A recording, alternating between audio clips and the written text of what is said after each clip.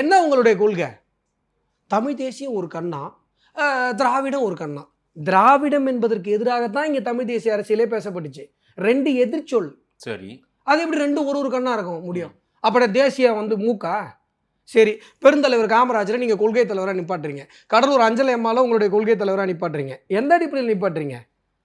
வன்னியருக்கு ஒரு ரெப்ரசன்டேஷனு, நாடாருக்கு ஒரு ரெப்ரசன்டேஷனா? அது உங்க பார்வை. அது என்ன உங்க பார்வை? இவங்களுடைய 2 பேருடைய வாழ்க்கையில தேசியம் தவிர வேற என்ன செய்தி நீங்க எடுத்துப்பீங்க? சார், இவங்களுடைய வாழ்க்கை பிடிக்காதுங்க. அதுல கிளியரா இருக்காரு. உங்க கொள்கை அவருக்கு அண்டாது. அவர் கிட்டே வரக்கூடாது.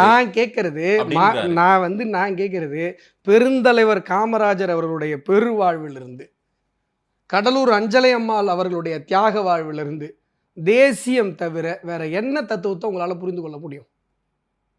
உன்னுடைய கொள்கையில் தேசியமே இல்லை அப்படின்னு சொல்லும் பொழுது எதற்காக இந்த கொள்கை தலைவர்களை நீங்கள் வந்து கொள்கை தலைவர்கள் பேனர் வைக்கிறீங்க? நேற்று பூரா ஏடிஎம்கேக்கு தானே ஓட்டு கேட்டாரு விஜய். எம்ஜிஆர் கட்சி இப்போ எந்த நிலைமையில் இருக்குன்னு நீங்கள் ஒன்றும் வேணாம், வேதனைப்பட வேணாம் சார். அதிமுக காரங்க நல்லா இருக்காங்க சார்.